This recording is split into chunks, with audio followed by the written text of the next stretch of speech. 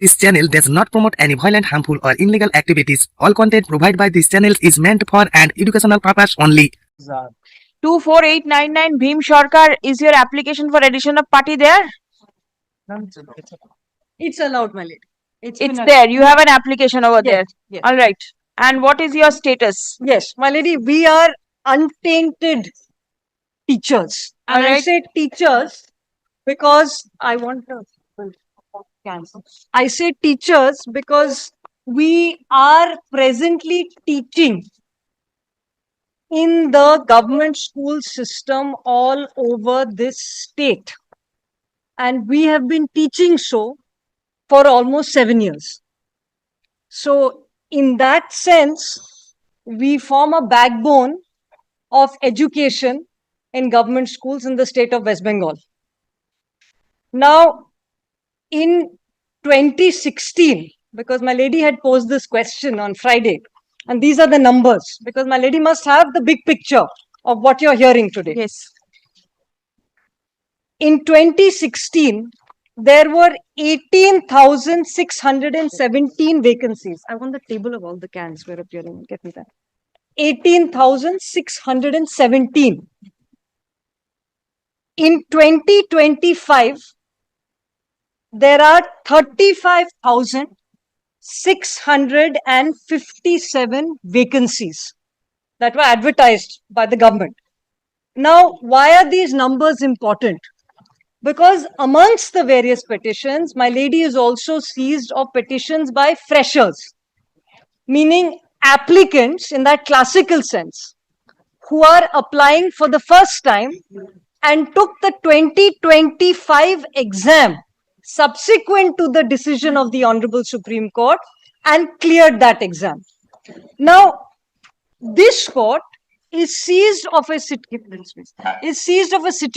which is highly unusual, because it is a rare case where a court is seized of a situation where you have existing members in a service and entirely fresh members in a service taking the same exam. It never happens. So, my lady is seized of a unique situation which amplifies service law, constitutional law, administrative law, and of course, with the CBI investigating criminal law. But in the realm of constitutional and service law, you rarely have a case where existing personnel have to take the exam which they cleared 7 years before again for no fault of theirs.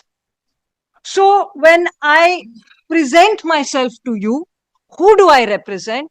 I represent an individual who has 4 qualities. 1, I am entirely untainted. I have indulged in no wrongdoing. Firstly. 2, I have been performing my job with honor and rigor. Why do I say this? Because not only have I been teaching for now almost 7 years, but my lady knows well the multifarious obligations and functions of a school teacher. Election duty, invigilation Yes, duty, yes. and so forth. Right. So one of the many petitioners I represent, and there are 13,000 such teachers. One could not be today in court because he is doing invigilation duty for an exam. While he is teaching, he has also done invigilation and he has taken the exam afresh for no fault of his. Now, in 2016, if my lady will just make a note of this, 17,209 teachers were appointed, tainted and untainted. In the 2016 teachers who appeared in the 2025 exam, the untainted, is 13,800. And I speak for a substantial majority of all of them. Now, you have had, just to, again, who is taking this exam? Since we are here, multifarious categories, all arguing different aspects of the rules. And my lady is seized of the virus of the rules. That is what is before my lady. Fresh candidates, just to give you a sense, for grades 9 and 10, fresh candidates, 2,70,000 applicants, candidates who appear. And for 11 and 12, 2,18,000. And many of these overlap between 9 and 10 and 11 and 12. That is to give you a sense of the magnitude that is the exam, the number of young people who apply for this exam, and in so many ways, all these young people, whether they are freshers, whether they are not so young, the existing teachers who form the backbone of education in this state, have all been let down by this process of examination, recruitment, and eventually that we are before my lady.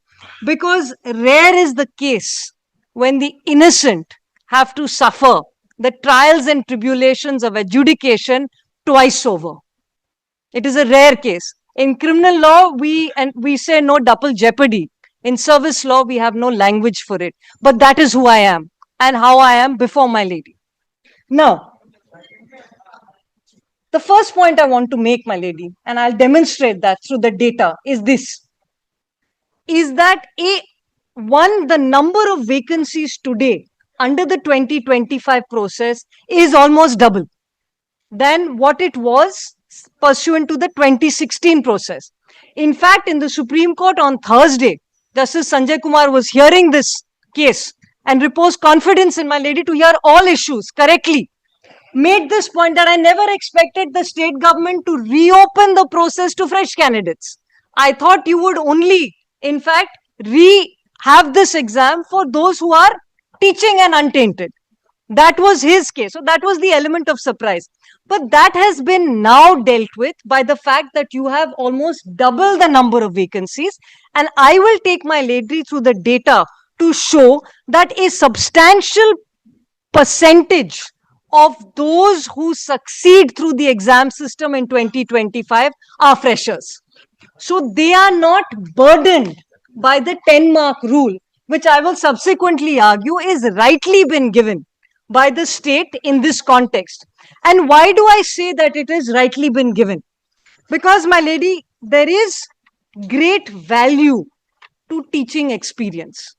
And the teaching experience in this case of 7 years means you have a super qualified teacher who has 7 years of experience in the classroom. Mathematically, I was trying to put a number to this. What does this mean to have 7 years experience? Because it is very difficult for a court, which is not an expert body, engaging what is the most efficacious teacher. But mathematically, what does this mean?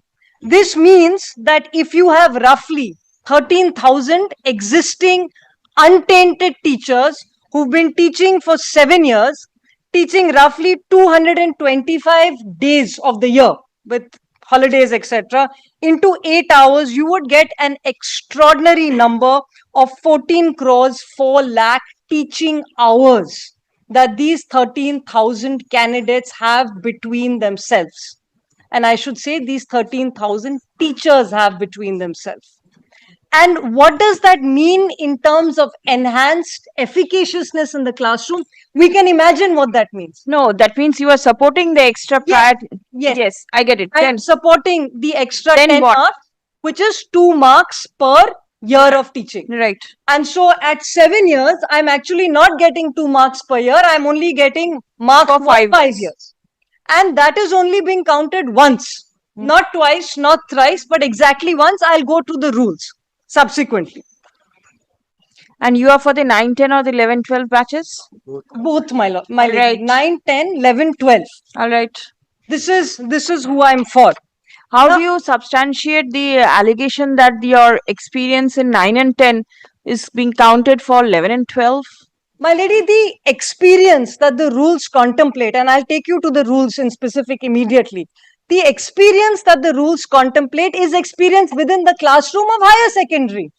There is not a great, because the nature of the teaching experience is also subject specific. I'm going to take you to that to show you how the intake is also subject specific. So in that sense, there is no great difference because the subject specificity is also there. In fact, I want to show you what I'm actually discussing. Can I just have this? Yes. I want to see the subject. So firstly, my lady, may I just hand over? This is the preliminary interview panel We've just picked this ad hoc 11 and 12. My lady has this. Yes. This is the preliminary interview panel, SLTS 11 and 12. I've just picked 11 and 12. Equally so, we can show my lady 9 and 10. Freshers versus in-service ratio percent. I'm going to make good on my claim that anyway the freshers are protected. Please see. You'll see that the intake is subject specific.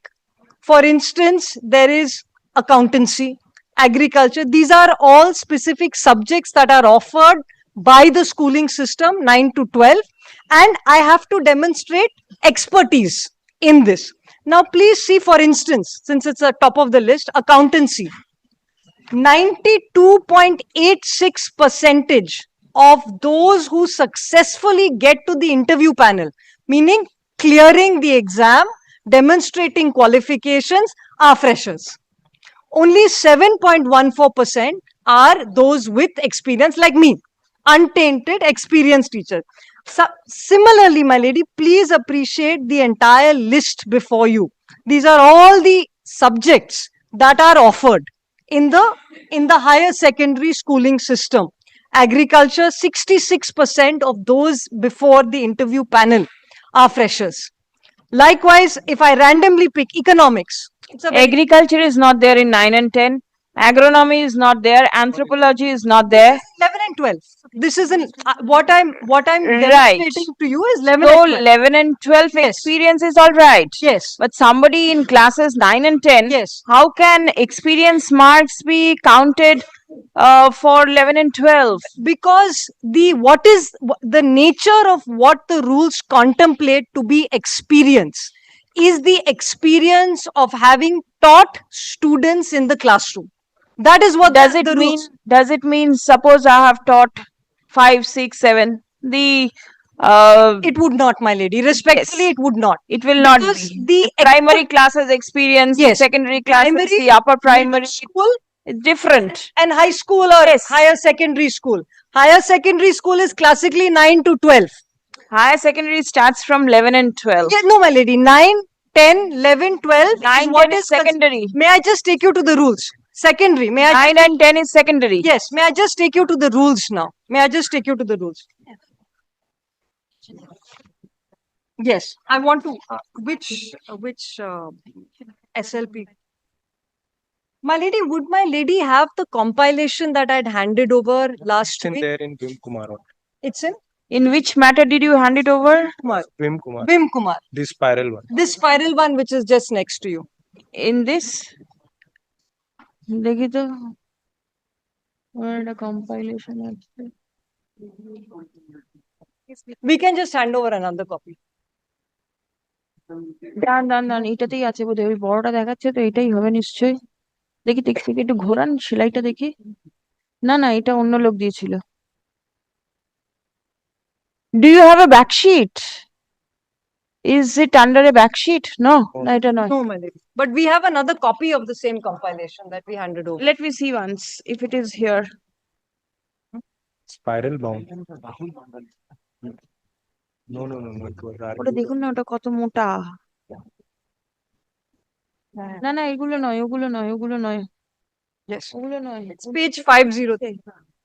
ওইটার নিচে কিছু নেই? নীলগুলোর নিচে, নীলটার নিচে কি আছে?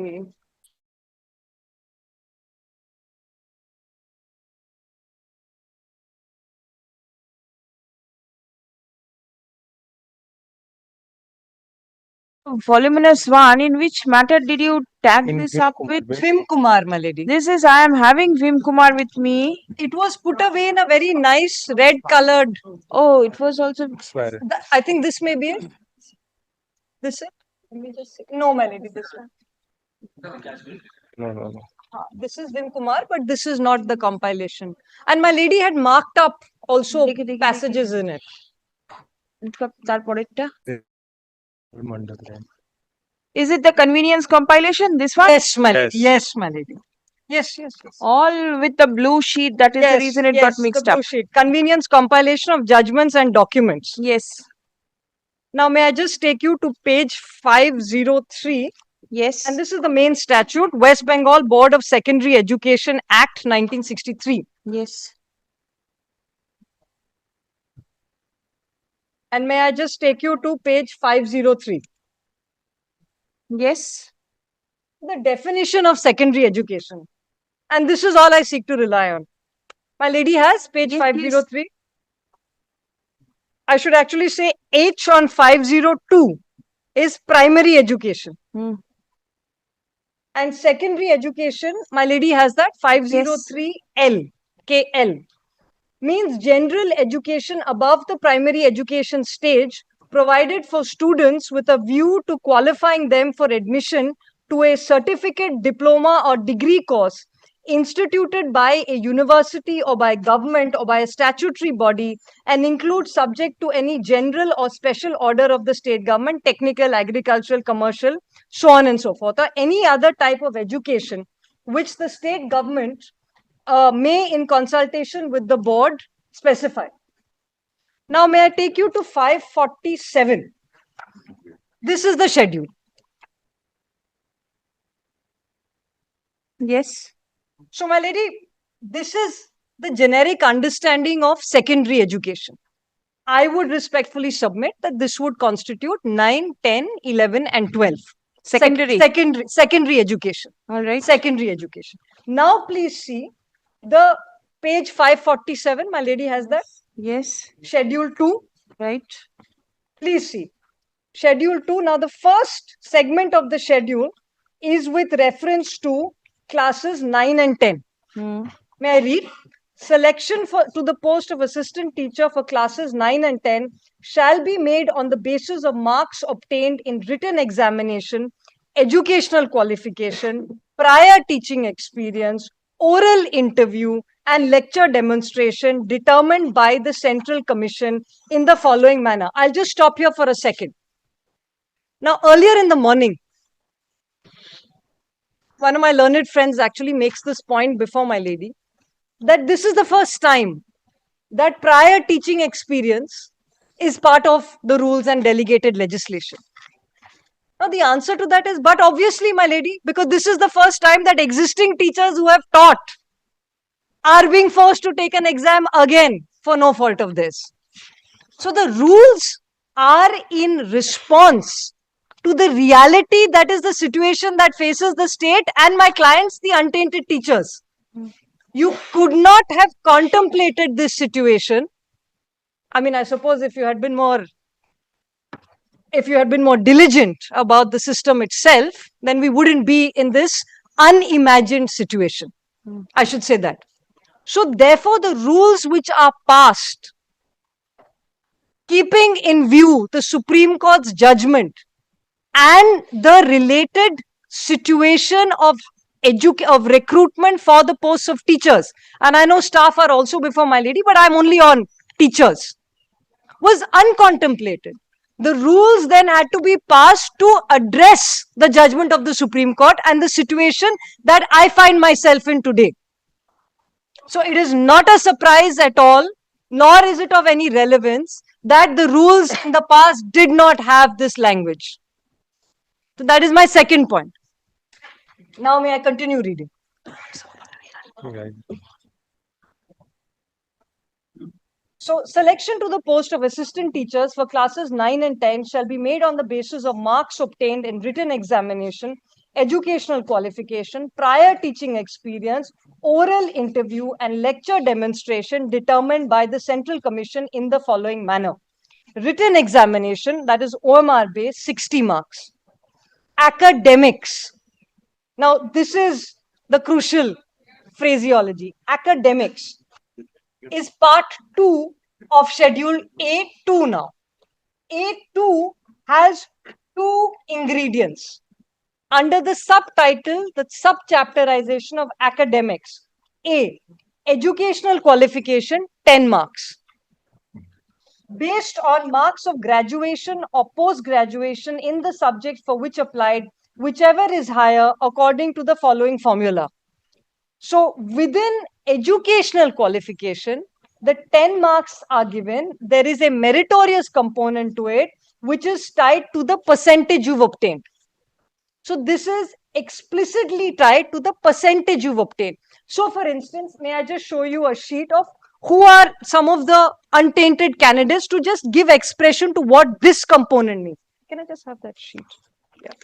Where it shows the marks they've received and No, how does it matter? yes, it matters because in the wisdom of the legislature, we are assessing when my lady is seized of the virus of the schedule and the virus of the statute. My lady is being asked to address and assess and adjudicate upon the wisdom of the legislature. And in the wisdom of the legislature, it is not only two classes that are created of those with prior teaching experience and those without prior teaching experience. There are a manifold classes that are created in these rules. Please, so we cannot only look at one categorization independently and in vacuum. The legislature and the executive, because they rightfully have the expertise, are creating a hierarchy of preference. One of the preferences is what is the percentage you have received in your written examinations and that we call educational qualification. And you will see that of course classification is created here. That classification is if you have received 60% and above, you get 10 marks.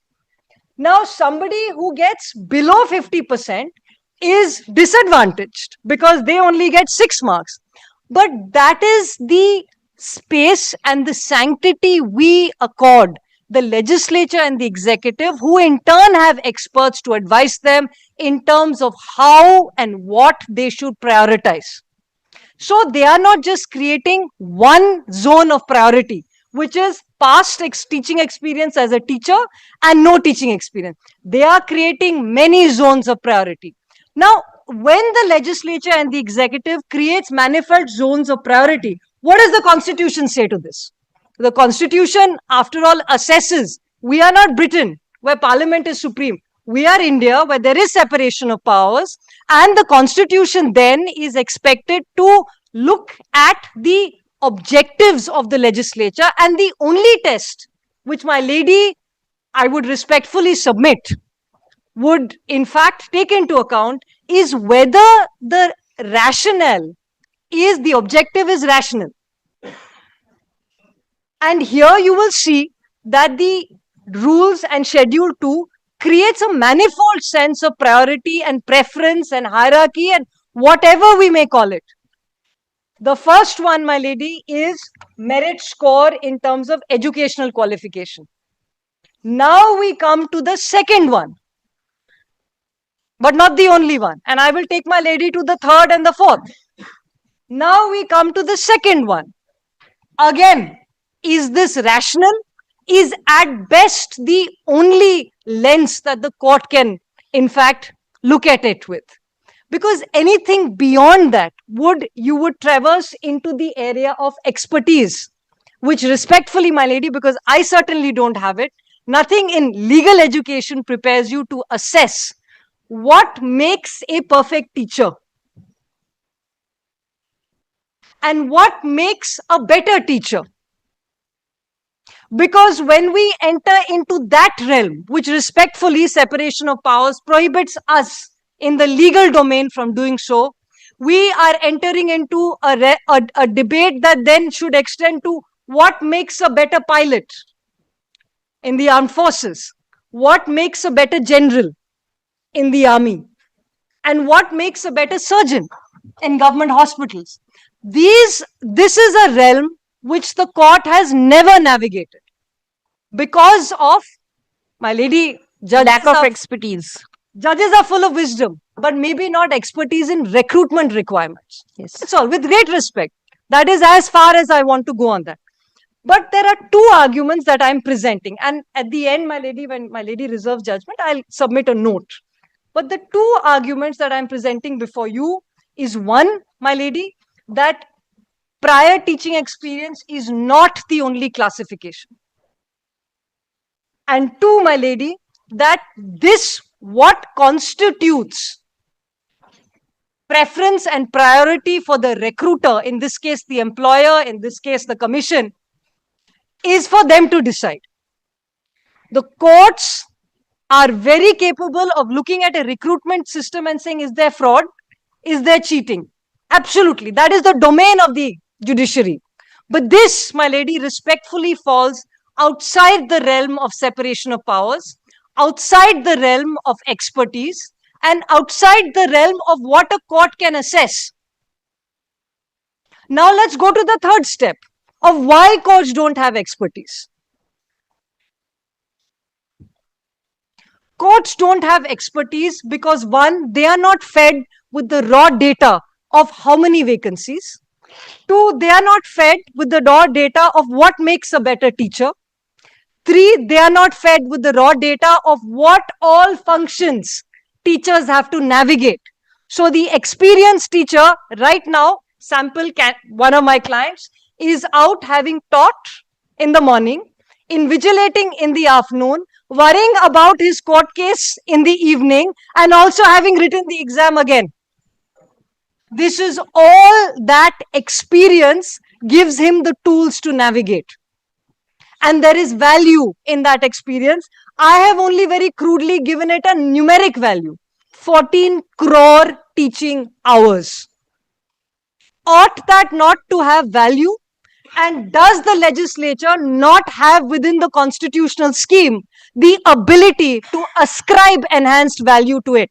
Respectfully, my lady, a court will not be able to assess what it means to have that value. But is it a rational objective for the court to say, yes, this is rational in terms of better returns, better efficaciousness in teaching, and in fact, in spirit also implementation of the Right to Education Act? Is that object rational? As long as it is a rational object, my lady, respectfully, the court must then demur from there. All right. Yes. And my lady, respectfully, I'll take my lady very briefly to Arunima Pal, where the court says that. And my lady is right on the general discussion, some of which may be obiter. Absolutely, I bow down, and I think that debate has been set aside. But on how and who has expertise, the division bench in Arunima Pal provides some light. Now, may I take you to the third criterion in Schedule 2?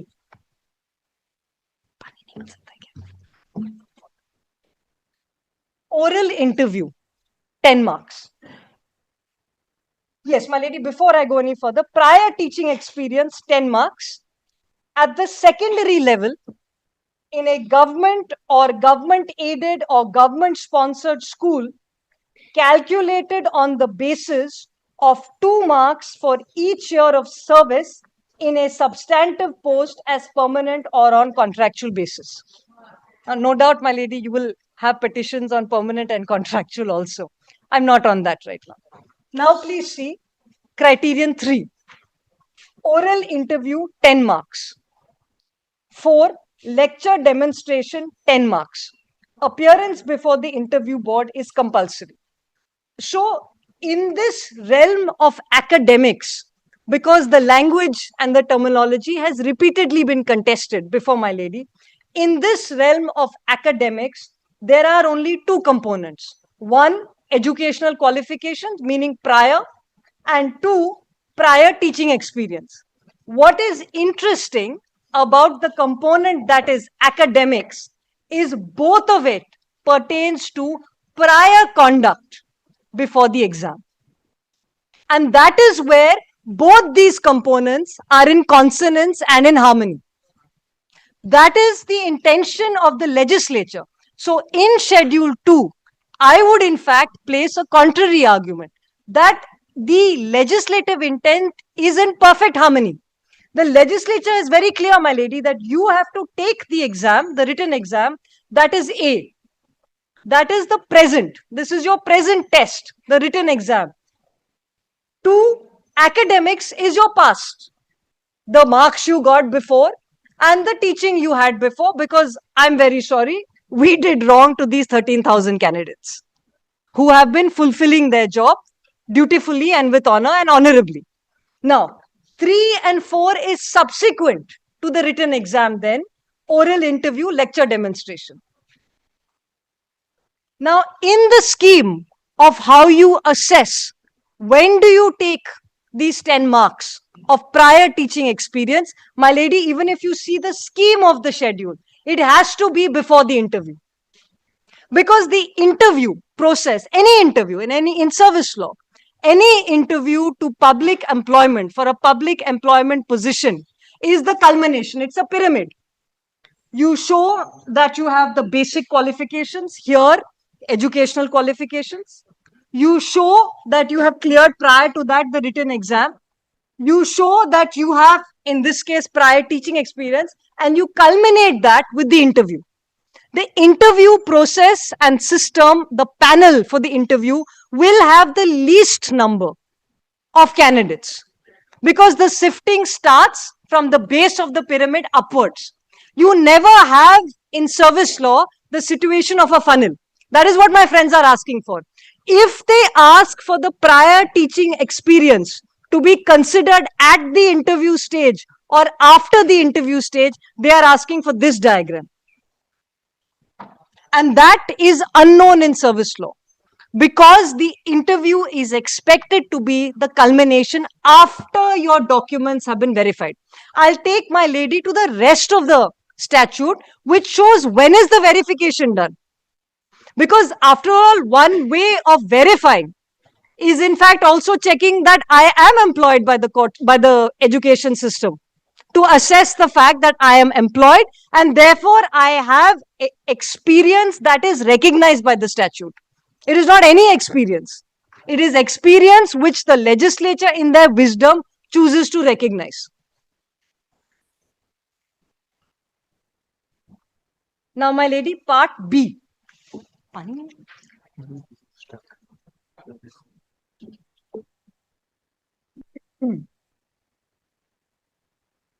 May I read, my lady? Yes. Selection to the post of assistant teacher for classes 11 and 12 shall be made on the basis of marks obtained in the written examination, educational qualification, prior teaching experience, oral interview, and lecture demonstration determined by the Central Commission in the following month. Now, please see, my lady. It's almost identical, but when we go page over 548,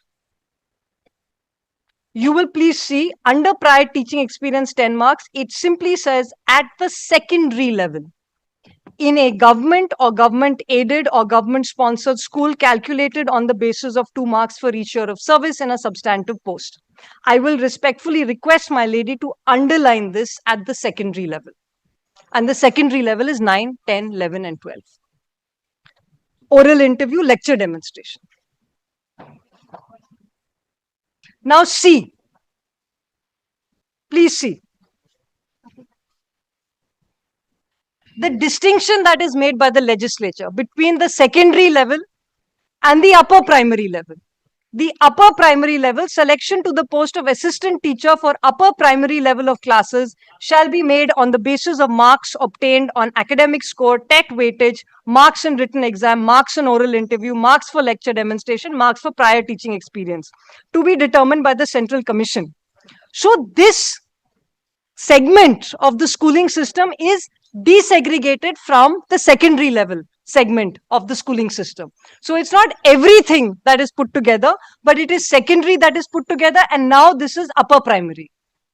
No, upper primary is different. After 5 till 8. So 6, 7 and class 8 would be upper primary. 6, 5, 7, 6, 7, 8. 5, 6, 7, 8 would be upper primary. 9, 10, 11, 12 would be secondary. These are the segments. And this is the assessment that is done eventually by the interview panel, which is looking at everything that funnels into 9, 10, 11, 12. And that is distinct from upper primary level, which is 5, 6, 7, 8. And primary, of course, would be 1, 2, 3, 4. So these are the 3 segments of how education is also understood. And it is understood because it is also, there is science as to how children's brains develop. That is what it is, my lady. Now, my lady, may I take you? My lady, may I have a sip of water? Would that Yeah, be sure. okay? Thank you. Yes. 9, 10, 11, 12. 11, 12. Now, my lady, as my learned friend rightly points out, 9, 10, 11, 12 are the segments. 6, 7 and class 8 would be upper primary. 7, 8 would be secondary. These are the segments. And this is the assessment that is done eventually by the interview panel, which is looking at everything that funnels into 9, 10, 11, 12. And in practice, and this is based on conversations with the teachers, and we have also annexed some information on that. In practice, teachers of 9-10 are often assigned 11-12 classes due to vacancies and administrative limitations. So there is that kind of exchange that goes on, and they also serve as examiners or evaluators for higher secondary examinations. And this we have enclosed, my lady, in Annexure C, page 22 of Can 1 in the Biswajit. in Bishwajit Biswas, which is writ petition number 25015 of 2025. Can 1 Bishwajit বিশ্বাস, Can 1 of Bishwajit বিশ্বাস আছে? Yes, yes. আছে?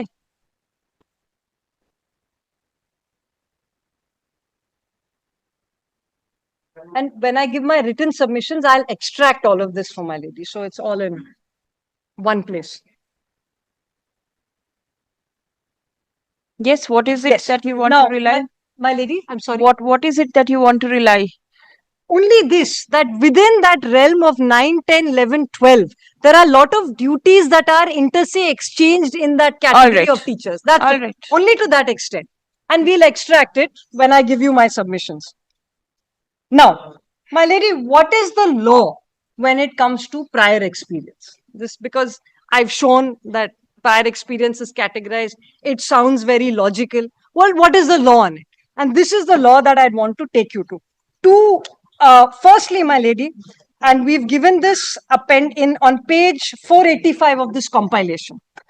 The UGC, छोड़ दीजिए, कोई बात नहीं, ठीक है, छोड़ दीजिए, group discussion भी छोड़ दीजिए. 485? 485. The UGC regulations on minimum qualifications for appointment of teachers and other academic staff in universities and colleges and measures for maintenance of standards in higher education. These are the regulations of the UGC 2018. May I just take you to page 485?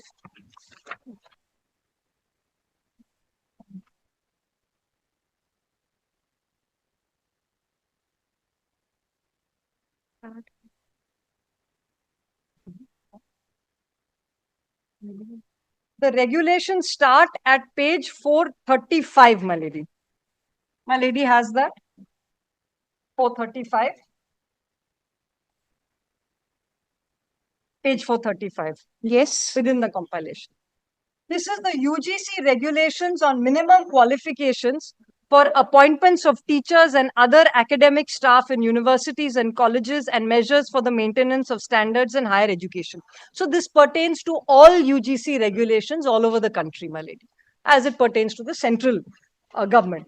Now, from this, and my lady will see in exercise of powers conferred by the University Grants Commission Act, these are the minimum qualifications for appointments of teachers. This is a macro at an all India level. Now, please see, and the short title, application and commencement, these regulations can be called so and so. They apply to, my lady has this 1.2. Yes. They apply to every university established or incorporated by or under a central act, provincial act, or state act. Every institution, including a constituent or affiliated college recognized by the Commission in consultation with the university concerned under Clause 1 of Section 2 of the University Grants Commission Act 1956, and every institution deemed to be a university under Section 3 of the said Act. So you can see the remit of it. Now, may I take you to page 485 of this, table 3A. My lady has this 485, middle of the page. Criteria for shortlisting of candidates for interview for the post of assistant professors in university. Please see serial number 7 on the same page. Teaching, postdoctoral experience, 2 marks for 1 year each. This is prevalent. This is upheld. I'll take you to case law. So my lady may please just mark this page. And this is at a national level that this prior teaching experience is given an accorded preference to.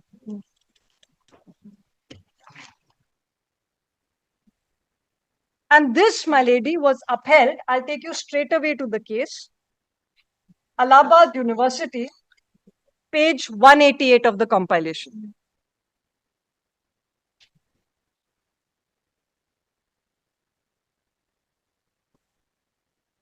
Page 188.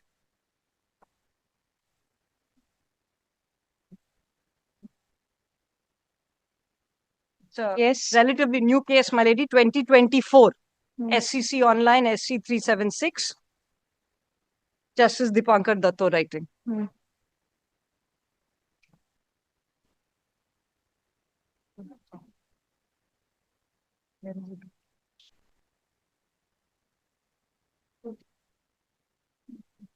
So if my lady goes to page 190, you'll see exactly what has been challenged, what I read to you. As per clause 7 of tables 3A and 3B, 2 marks are to be granted to a candidate for every year of his or her teaching experience or postdoctoral experience. Since the contents of both the tables are similar, we propose to reproduce 3A later in the judgment. So exactly what I read to you. Now it's being tested before a bench headed by Justice Datto. Now, please, may I take you to page 215, paragraph 45. Page 1. 15, paragraph 45. Now, this is the conclusion on the test. Even otherwise, we find no my lady has this. Yes. Even otherwise, we find no justification to uphold the view taken by the division bench of the High Court. It was never the intention to deprive aspirants of marks for their teaching experience as assistant professors, albeit for shortlisting purposes. So, for shortlisting purposes. So, two things are happening here. One, you are saying that you will give that experience, and two, you are using that experience to shortlist. The pyramidical structure, with the interview being the culmination. Now, please, I'll continue. Conditions of eligibility for entitlement to secure marks, which have been laid down, are matters of policy over which the courts have no expertise. Judicial review would not extend to cases of the present nature where regulations are framed by experts having a fair measure of idea of what is required and what is not for appointment of teaching posts. The division bench overstepped its limits and treaded a territory which was forbidden. Now, may I take you, my lady, respectfully to paragraph 47. Page over, my lady. Page 216. May I read? Yes. Above, we have assigned reasons why the High Court was not justified in its approach. Independent thereof, there is one equally weighty reason for allowing the instant appeals. As discussed in MP Public Service Commission, I'll take my lady to that. A recruiting authority is well nigh entitled to adopt a method for shortlisting candidates on some rational and reasonable basis where selection is required to be made only on the basis of an interview. In the present case, note to Regulation 4.1 relating to assistant professor ordains that after shortlisting of candidates based on academic score, again, this is the same language, academic score specified in tables 3A and 3B, the selections shall be based only on the performance in the interview.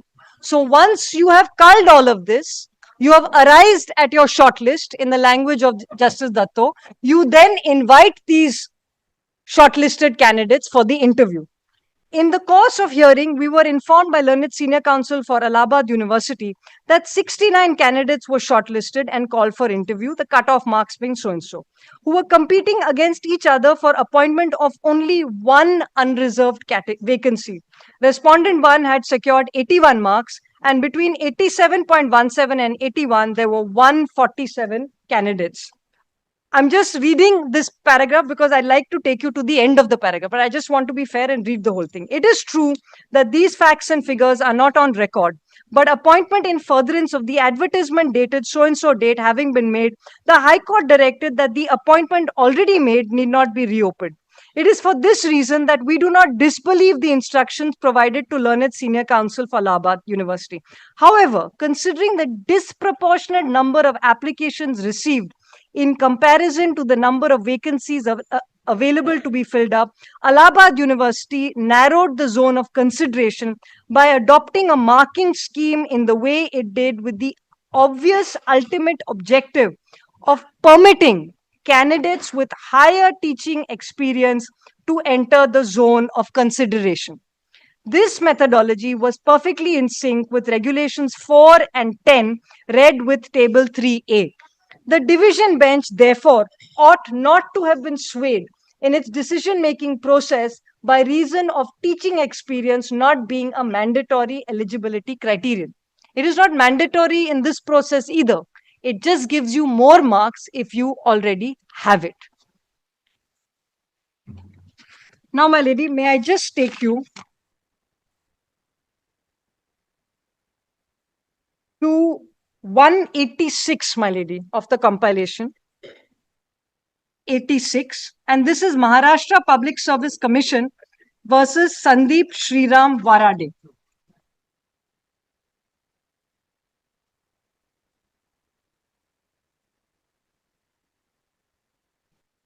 And the case starts at page 182. My lady has that? Yes. This is Maharashtra Public Service Commission versus Sandeep Shriram Varade, 2019 6 SCC 362. What am I doing? May I take you straight away to paragraph 9? Paragraph 9. Before I read the paragraph, may I say this, that in the case before my lady, the 2025 rules were promulgated in exercise of the power conferred under section 17(2)(d), read with section 8 of the West Bengal School Service Commission Act. These provisions permit the state to make rules defining the manner and scope of selection of persons to be for appointment to the posts of teachers. I'll just repeat that. These provisions permit the state to make rules defining the manner and scope of selection of persons for the position of teachers. Now, please see what this means in terms of jurisprudence. Paragraph 9, page 186. My lady has that. The essential qualifications for appointment to a post are for the employer to decide. The employer may prescribe additional or desirable qualifications, including any grant of preference. It is the employer who is best suited to decide the requirements of a candidate that the candidate must possess according to the needs of the employer and the nature of work. The court cannot lay down conditions of eligibility, much less can it delve into the issue with regard to desirable qualifications, being on a par with the essential eligibility by an interpretive rewriting of the advertisement. Questions of equivalence will also fall outside the domain of judicial review. And my lady, I'll just stop here to make the point, just that there are 3 points that have emerged. That one, it is outside of the realm of expertise of the court to assess what is an acceptable qualification. Because that is what my friends are agitating. 2, yet the court can assess if the objective is a rational one or not, rational and reasonable. That is the Constitution's mandate. And 3, why is this the case? Because the court may not be able to understand, though the court understands much more than any other institution, my lady. But in the case of what is best suited for a particular job, the employer understands this best. And why is that the case? Please, let's go to the next level. Why is that the case? Because the employer sees the functionality of the positions year in and year out, gets data from the ground, and then brings that up in the context of number of vacancies and the criterion for appointment.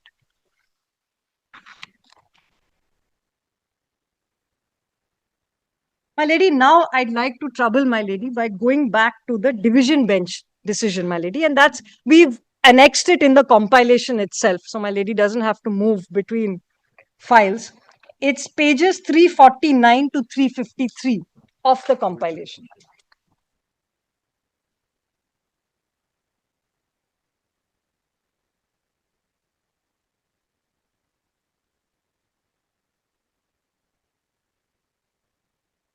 And this is the division bench's judgment, my lady. May I just read? Is it in Arunima Pal? Yes, my lady.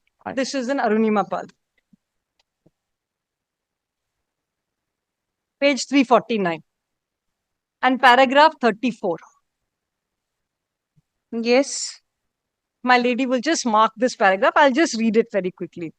And I'm only on assessment, expertise. That's all, my lady. The awarding of 10 marks is an weightage to be given on the basis of experience. And it is only expected that in a selection process of this nature and kind, all the candidates are required to undergo the rigors of the selection process. In order to select the most suitable candidates, proportionate weightage based on the length of experience to the extent of 10 marks be given to such candidates is not arbitrary. Now, my lady, I want to stop here for a minute. This is the level of assessment that courts must go into. Is it arbitrary? Is it not? Is it rational? Is it not? This is the classical examination that Article 14 mandates that a court must get into.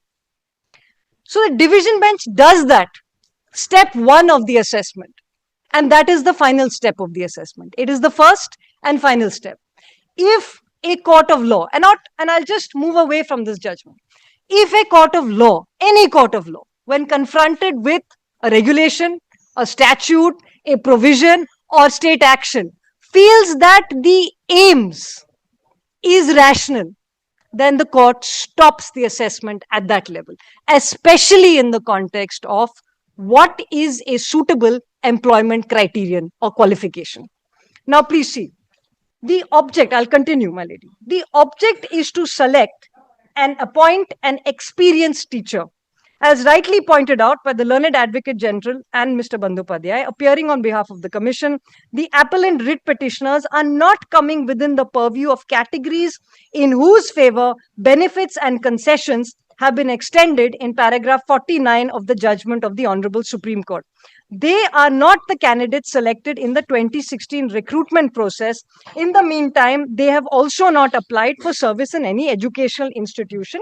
It shall be the duty and I'll just stop with these two lines, duty and responsibility of the state to ensure quality education, and the eligibility criteria should be framed keeping in mind the interests of the students. So these are the ways that a court, this paragraph, the division bench, is actually pointing to how must the court assess whether the objective is rational. How the court assesses is, well, what would be in the best interest of the child? It's a very good way of assessing whether it is rational or not. Of course, outside of this test of rationality, we have the peculiar and unfortunate situation that the court is confronted with. Untainted, 13,000 untainted teachers who, for no fault of theirs, had to take an exam twice over, and of course hired lawyers from this state, outstate, to in fact make this point that we are bona fide candidates who are fulfilling our obligations, who have discharged our duties honorably, and are being forced into the rigors of litigation twice over and thrice over. My lady, I will only need another 20 minutes, and we can do this today or tomorrow morning as my lady. Today only. Very well. Now, my lady, I'll take you to Satyadev Bhagar versus State of Rajasthan, which is, my lady, unfortunately, we have now a second compilation for my lady, based on what we heard on Friday, my lady. So we can't claim all credit for it. You have noticed? Huh? No, that's the only copy we have. Give me. Yeah, please give one copy. Yes, yes, yes, copy. You can airdrop a soft copy.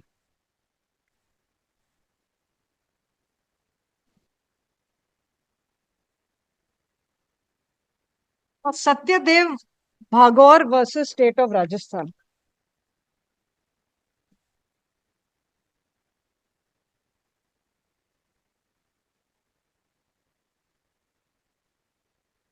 My lady, the case starts at page 14 of this second compilation.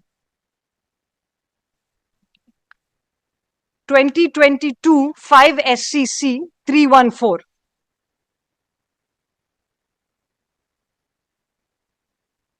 What is this about? Yes. Now, my lady, on page 14 itself, there is a very brief rendition of the facts, just to give my lady a sense of what this case is about and why I'm citing it. Because I'd like to examine what constitutes intelligible differentia that bears a rational nexus to its objective. This is the Article 14 test. My friends previously earlier in the morning have agitated that Article 14 and I believe 16 were being violated. So to answer that, on page 14, placentum C, my lady, these are the facts.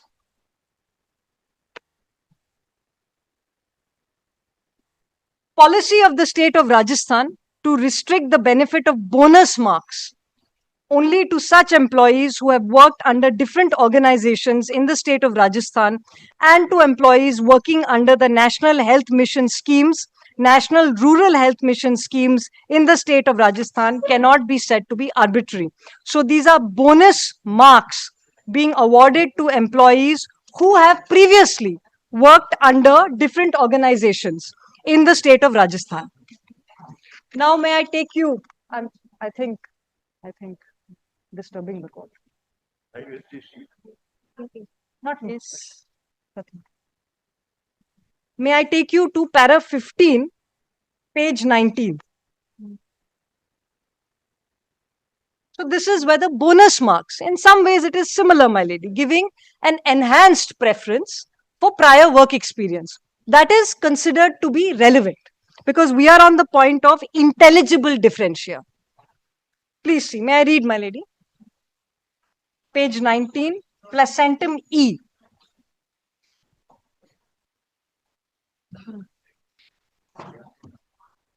It is trite that the courts would be slow in interfering in the policy matters unless the policy is found to be palpably discriminatory and arbitrary.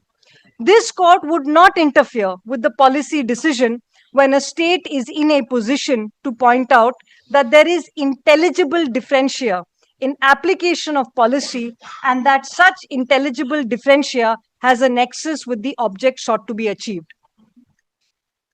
Now, the division bench in Arunima Paul says what is in the best interest of the student. Now, please see para 20. How do we complete this understanding of intelligible differentia that bears a rational object? Please see para 20. Page 21, placentum B, C, D. It could thus clearly be seen that the division bench in Jagdish Prasad, after considering the record, has come to a finding that government of Rajasthan had conducted several training programs for persons working with it on a contractual basis as well as under different schemes. Now, if you come to the last 4 lines, I don't want to trouble my lady, but it's on prior training and experience. The division bench, my lady has that 4 lines from the bottom, has clearly held that the experienced candidates in other states cannot be compared with candidates working in the state of Rajasthan, as every state has its own problems and issues, and the persons trained to meet such circumstances stand on a different pedestal. We are in complete agreement with the aforesaid observations of the division bench. We find that the policy of the state of Rajasthan to restrict the benefit of bonus marks only to such employees who have worked under different organizations in the state of Rajasthan and to employees working under NHM, NRHM schemes in the state of Rajasthan cannot be said to be arbitrary. On Article 14, my lady, if my lady could just mark this. Therefore, my lady, the state's objective of recruiting the best teachers, because it is the best teachers that are in the best interest of the child, is directly correlatable to having teachers with more experience. And on this, on prior experience itself, I'll only trouble you with one more case because that case has all the other cases on prior experience, which my lady will need. May I just take you to Mahesh Chandra Barrett versus State of Rajasthan. And it starts at page 22, the next page of this short compilation.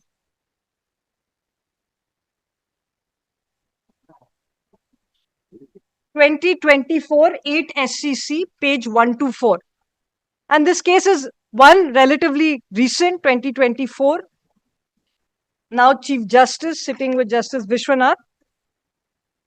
And may I take you to para 34, my lady? Para 34, page 34.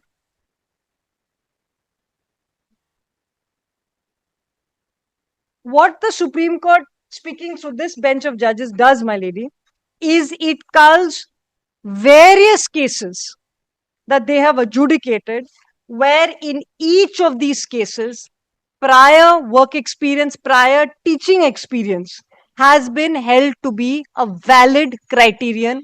It is valid intelligible differentia, and it is a valid rational object for the state to engage in.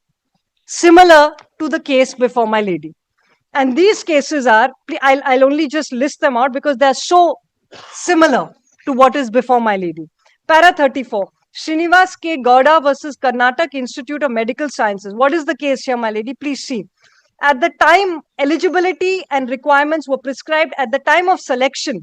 The selection committee decided that out of 15% marks for interview, 10% of marks were to be set apart for the length of work experience and or additional training in teaching hospitals of the medical college, with special preference to those who had worked in teaching hospitals of government autonomous medical colleges, and remaining 5% were to be assigned to the personality of the candidates based on viva voce. Similarly, page over, my lady will see Srinivas K. Gowda.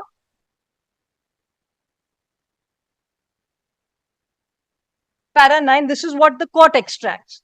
It is in this background that we need to determine whether the marks allotted to the appellant in the category of experience and personality are arbitrary. The appellant at the time of submitting the application had 1 year work experience in Bapuji Medical College, so and so, and 3 years work experience with the first respondent. On the other hand, the respondent at the time of the application had only 6 months experience of working under a doctor who was undertaking private practice. Not only did the appellant have more years of work experience, he had work experience in a governmental institution. Hence, the marks awarded to the third respondent and the appellant bore a nexus to the yardstick determined by the selection committee. It is not the case of the third respondent that the appellant was given more marks for experience despite having less work experience. On a comparison of the marks allotted to both the candidates with reference to the yardstick determined by the selection committee, no mala fide could be imputed to the selection committee, nor is there any obvious or glaring error or perversity. The court does not sit in appeal over the decision of the selection committee. Both those points, my lady, on 1, prior work experience being a relevant criterion, 2, prior work experience being intelligible differentia, bearing a rational nexus with the aims and objectives, here the best interests of the student, and 3, a court must not sit in appeal over the decision of a selection committee. Now, my lady, I'm not going to read all the other cases, but they are entirely similar, and my lady will take my word on that. Satyadev Bhagor, which we just read, we went through in some detail. And then finally, Satyadev Bhagor continues, and we find the ratio, para 40, page 36. We find that the ratio laid down in the said judgment is applicable to the facts of the present case, as also to uphold the action of the state. So the contemporary jurisprudence in the last decade, when the court, the apex court, is seized of prior teaching experience as a criterion of preference or priority or enhanced eligibility, 1, has been upheld by the court. 2, not just in the realm of the court feeling it doesn't have expertise, but 2, in the realm of it being intelligible differentia bearing a rational nexus with a legitimate objective. So the court feeling that 1, yes, that it satisfies Article 14 and that mandate of Article 14, and 2, that the court feeling that beyond a point, as long as that first threshold is satisfied, what my lords in the division bench in Arunima Paul say, as long as that first threshold is satisfied, the court must not traverse further because of lack of expertise, etc. Now, my lady, the last point I want to make, and I'm very grateful for a patient hearing, that the 10 marks allocated for prior teaching experience is to be awarded respectfully before the interview stage. on this point, my lady.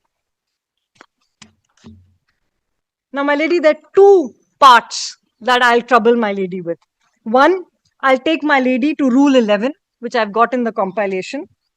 And two, I'll also deal with the linguistic conundrum that was before my lady about 2 weeks ago also. Academics and academic, both these two facets. Now, my lady, may I just take you to page 541 of the compilation itself.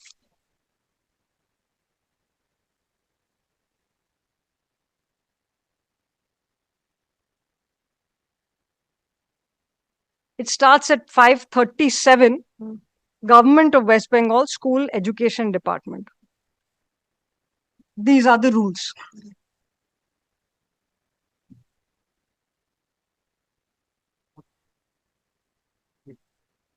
Yeah. Now, my lady, may I just take you to middle of the page, 541, method of SLST for selection of candidates and preparation of panel. Now, the rules in question, my lady, is on the following page, 542. And I'll start with 1110, Roman 10. This is on page 542. Now, this is step 1. Step 1 is Roman 10.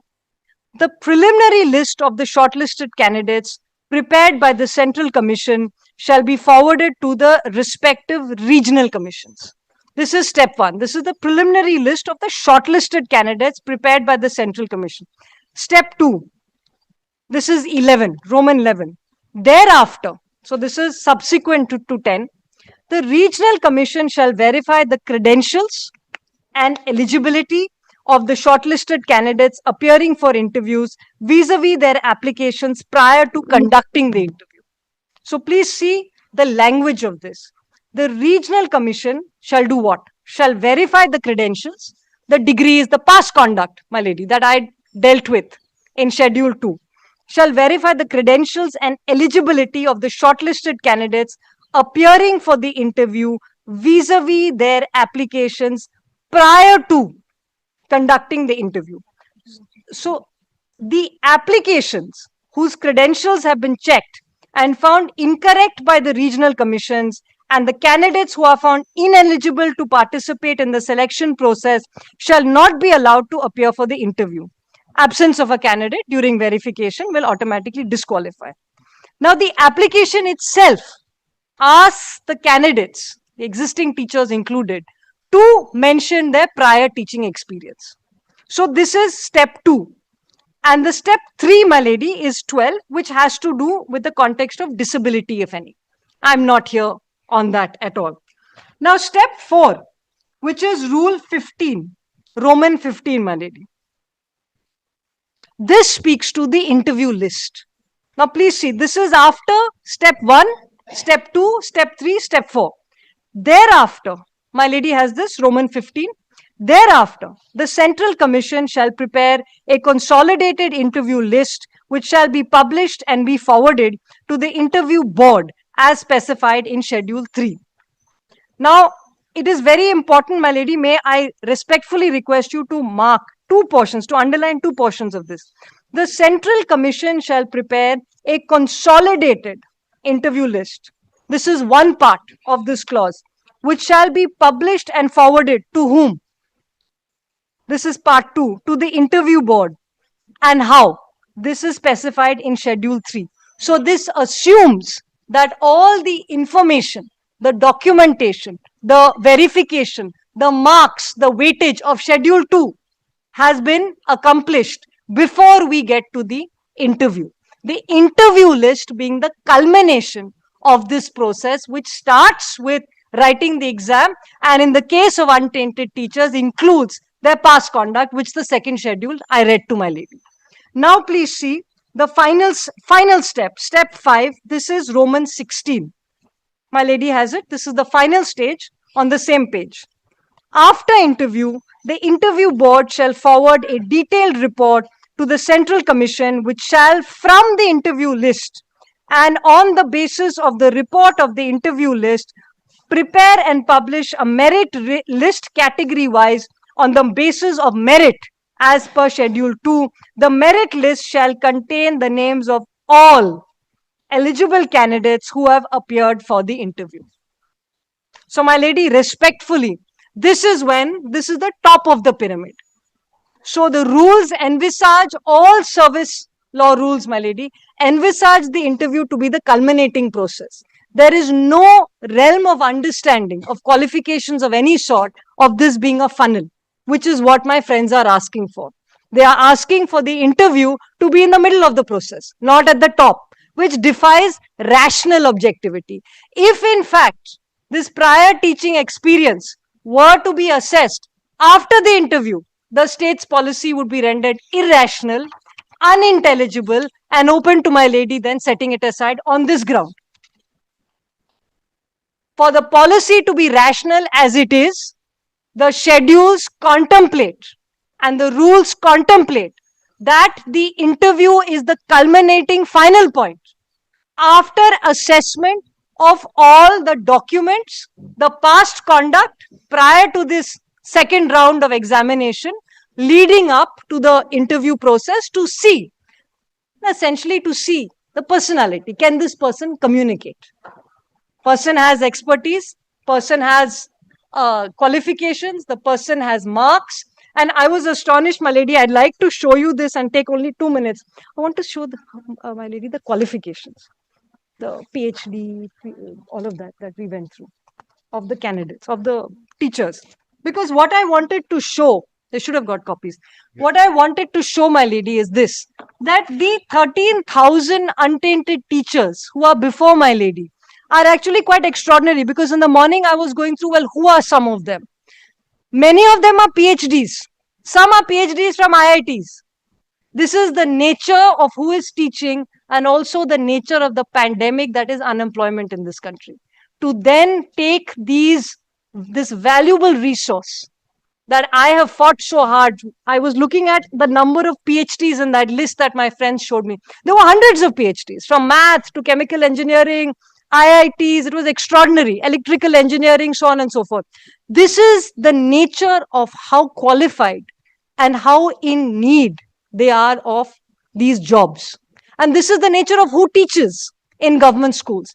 To take these candidates who have manifold proven themselves in terms of educational qualifications, who have manifold proven themselves in terms of fulfilling their obligations and duties, because you had a taint process, to make them redo this twice and maybe be terminated from their jobs for no fault of theirs, really begs the question then, my ladies, of whose fault this is. It is certainly not the fault of 13,000 untainted, honorable, duty-bound teachers who come to my lady for justice.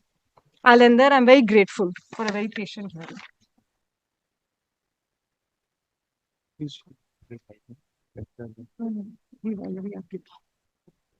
Right. In today itself. It's already 4:21. Yes, that's the reason I. Should she in the first drafting, just a short points. My lady, there's just one small point. I'm sorry. There's just one small point. This was on that point of academics and academic, Yes. which has come up before, my lady. I'll just finish that. I'm sorry. I keep interrupting you. Please. Forgive me.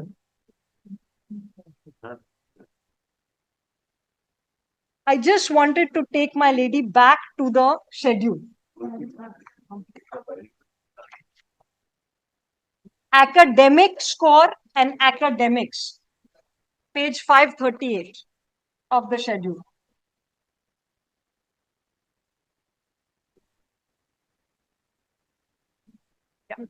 Definition. Now, and I'll just end with this. I'm sorry.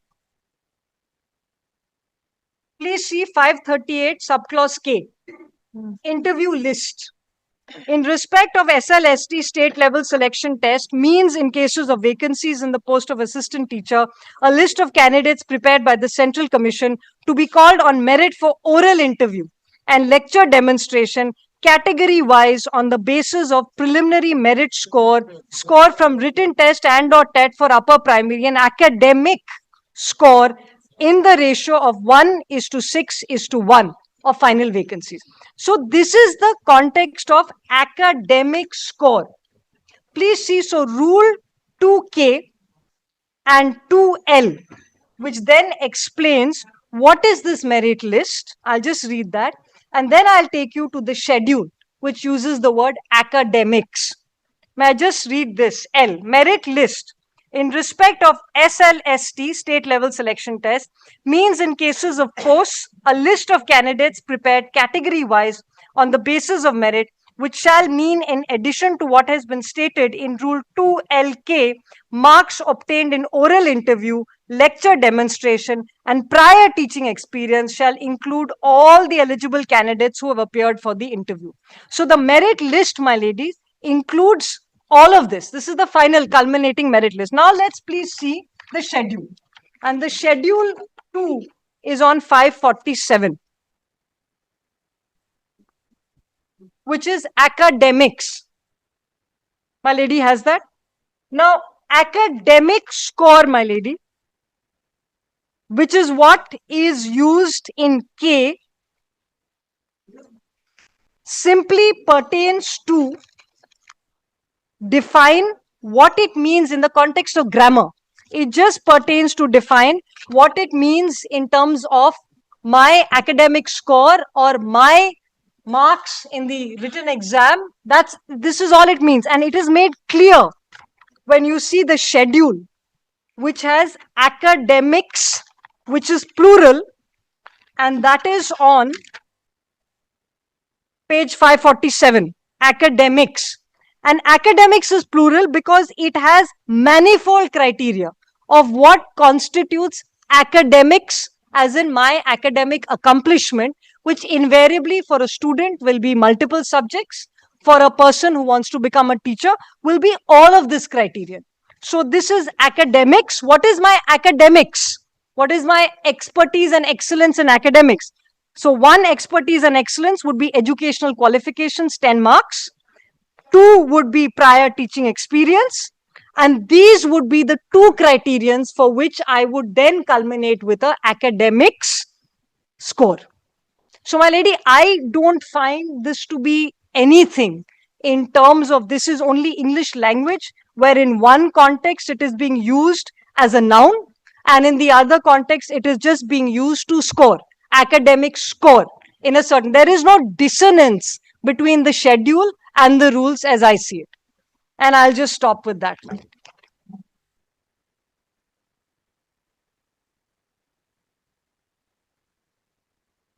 Thank you, my lady. I'm very grateful. And my lady, at the end, we'll hand over written submissions. All right. When my lady reserves judgment. No, submissions only. Submissions.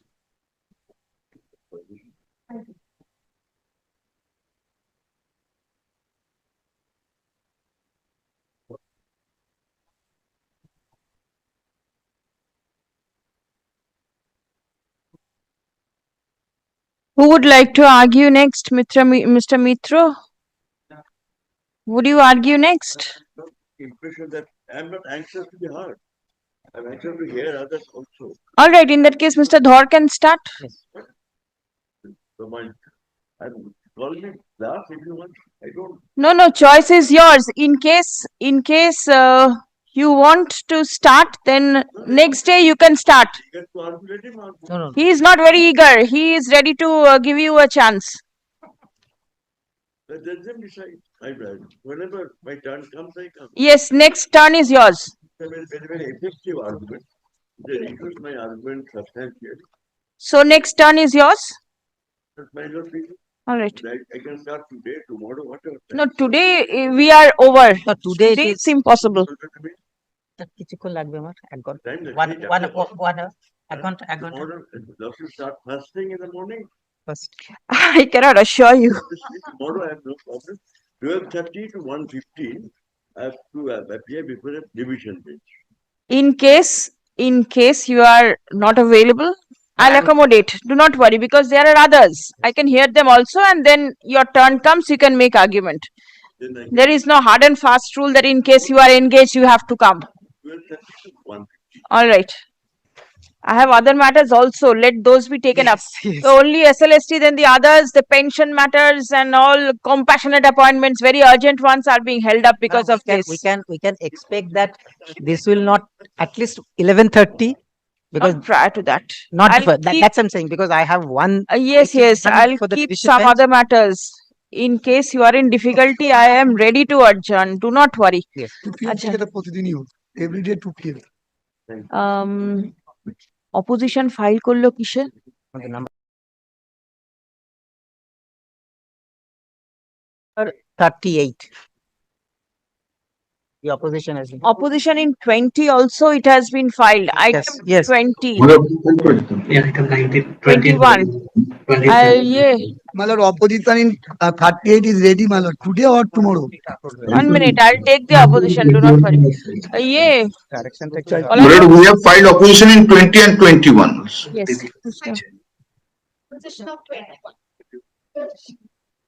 Affidavit in opposition, item 20.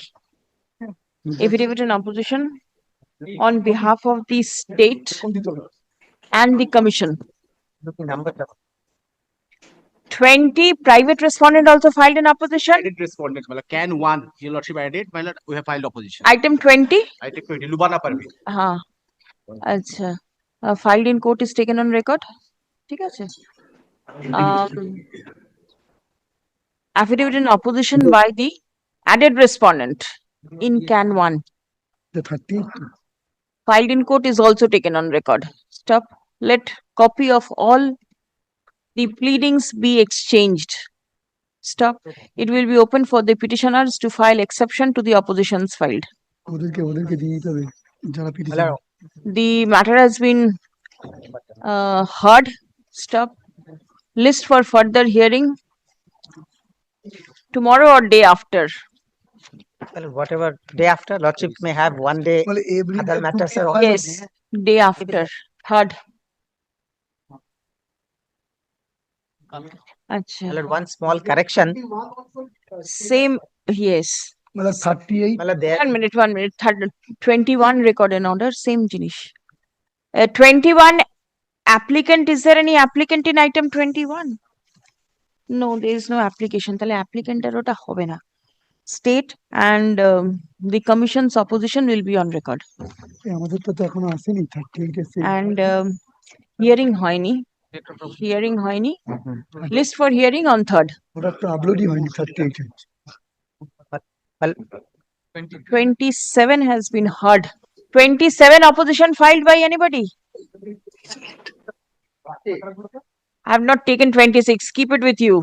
Exchange it in the meantime, but then I'm not recording. Otherwise, everything will get complicated. 27. Opposition filed by anybody in 27? No. আমাদের 38 তো অনিমেষ বাবু 27 কি কিছু দিয়েছে? দেয়নি না? ঠিক আছে 27. Lord, 27 on next day we will file our affidavit, my lord. We could not make it ready. All right. 27 Rahul Mondal. Rahul Mondal petitioner has been heard. ঠিক আছে released on 3rd for further hearing. আচ্ছা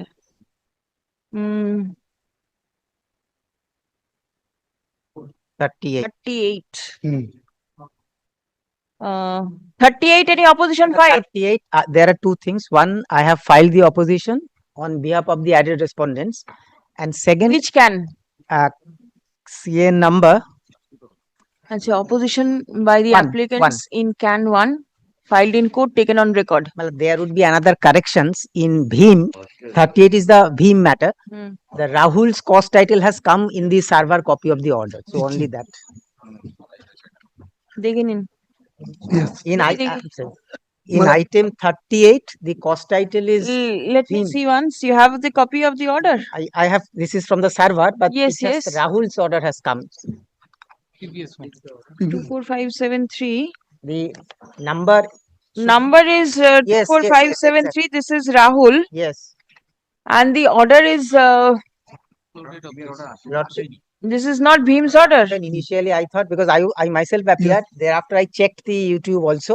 Ah, Lordship passed the exact the same order in Bhim and Rahul same. In both the matters I appeared. But Rahul has been uploaded and the Bhim, Rahul's has been uploaded. So we got it My lord. twice. আচ্ছা দেখি তো Bhim is here.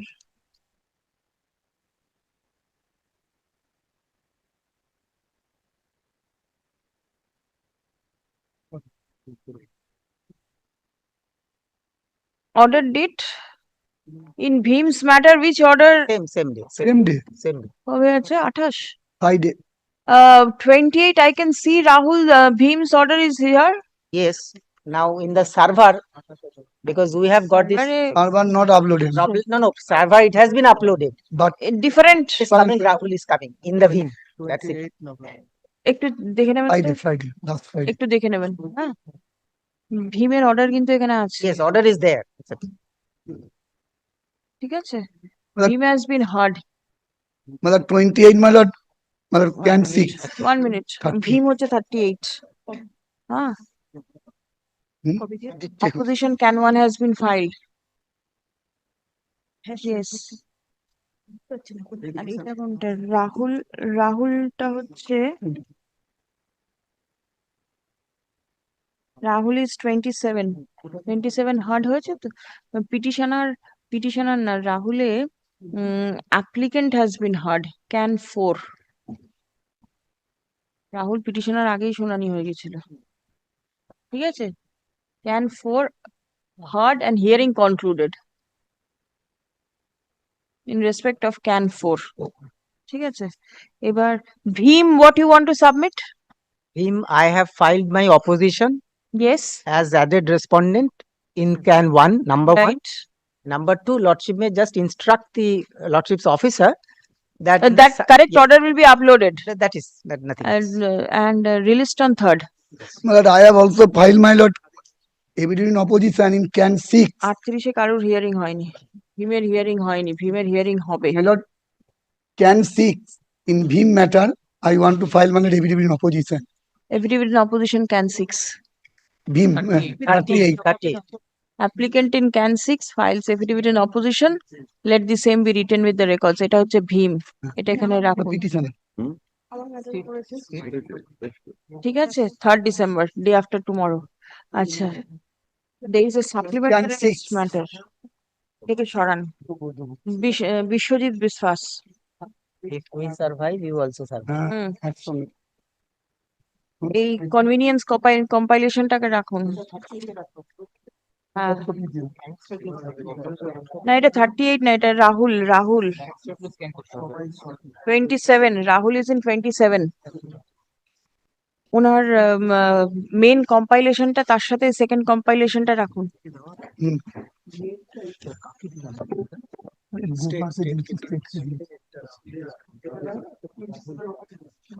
রাহুলের